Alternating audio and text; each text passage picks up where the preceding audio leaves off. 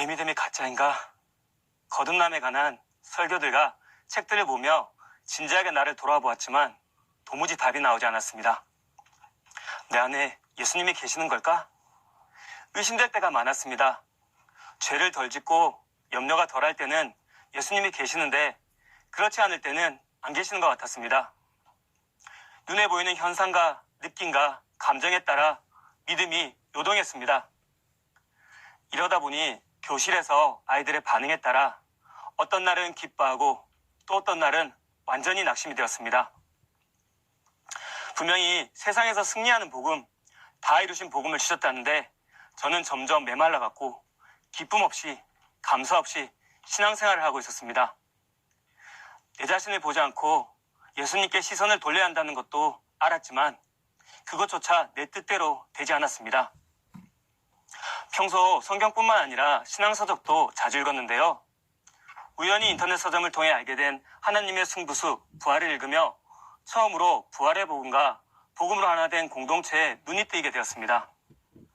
아, 이런 공동체가 지금 이 시대에도 가능하겠구나 라는 생각에 주변 분들에게 책을 선물로 드렸지만 반응이 없다 보니 혼자만 뜨겁다가 시들어져 버렸습니다. 제가 근무하는 지역은 4년을 근무하면 학교를 옮겨야 하는데요. 학교를 옮기기 일주일 전 같이 근무하던 유치원의 한 선생님께서 오셔서 선생님, 크리스천이라고 들었는데 우리 유치원은 매주 월요일마다 신회를 해요. 오늘이 마침 월요일인데 함께 해보면 어떨까요? 저는 퇴근 후에 혼자 있는 것보다는 함께 교제를 나누는 것이 좋을 것 같아 흔쾌히 참여하게 되었습니다. 그런데 놀라운 것은 이 선생님께서 부활의 복음을 전하는 것이었습니다. 이 선생님도 책을 읽으셨나 보구나. 속으로 짐작은 했지만 간증 프로그램까지 나가셨고 춘천한마음교회를 나가신다는 얘기를 듣고 깜짝 놀랐습니다. 교제를 통해 자연스럽게 지금 내가 겪고 있는 신앙의 고민들을 말씀드렸습니다. 선생님은 요한복음 16장 9절 죄에 대하여라면 저희가 나를 믿지 아니하며 이 말씀을 통해 진정 회개할 죄는 예수님을 주인으로 믿지 않는 죄라고 하셨습니다. 또 매일 흔들리는 저에게 흔들리지 않는 증거, 모든 사람이 믿을 만한 증거인 예수님의 부활을 증거하셨습니다.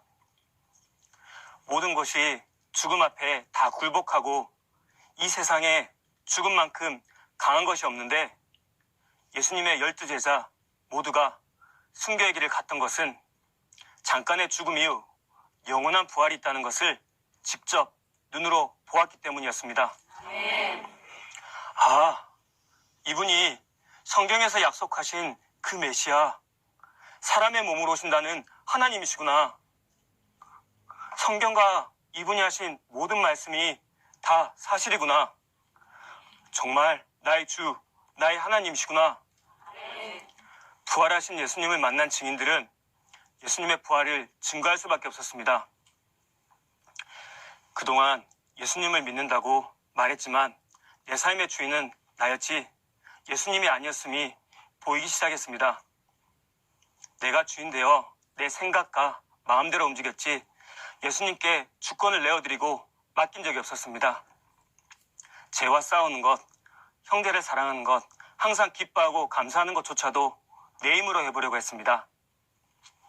또 부활이라는 흔들리지 않는 증거, 모든 사람이 믿을 만한 증거를 주셨음에도 불구하고 내 지식과 신념, 느낌을 증거로 삼고 있었습니다. 저는 죄의 열매들을 자백하고 날마다 나의 옛사람을 십자가에 못 박는 것이 진정한 회개라고 생각했습니다. 하지만 그럴수록 죄는 더 무거운 짐이 되어 나를 눌렀습니다. 어떻게 하면 진정한 제사함을 받을 수 있을까? 예수님을 주인으로 믿는다는 것은 굴복하는 것이라고 하는데 어떻게 해야 굴복하는 거지? 고민하며 엎드리게 되었습니다. 그런데 부활하신 예수님 앞에 서보니 예수님을 주인으로 믿는다는 것이 무엇인지 알게 되었습니다. 내가 굴복하는 것이 아닌 굴복되는 것이며 굴복될 수밖에 없는 것이었습니다. 부활하심으로 전능자 하나님이심을 나타내신 예수님 앞에서 더 이상 성격 탓, 상황 탓, 환경 탓을 하며 따질 수가 없었습니다. 십자가의 피로 나의 모든 죄를 용서하시고 다 이루시고 부활하셔서 지금도 살아계시는 분 앞에서 내 행위로 스스로 의롭게 되려고 했던 저는 예수님을 믿지 않는 바리새인과 같은 자였습니다. 예수님을 십자가에 못 박아 죽인 자가 나였습니다. 내가 원하는 의로움에 도달하지 못하면 염려하고 자기 연민에 빠지는 것은 내가 하나님 되고자 하는 악한 중심이었습니다.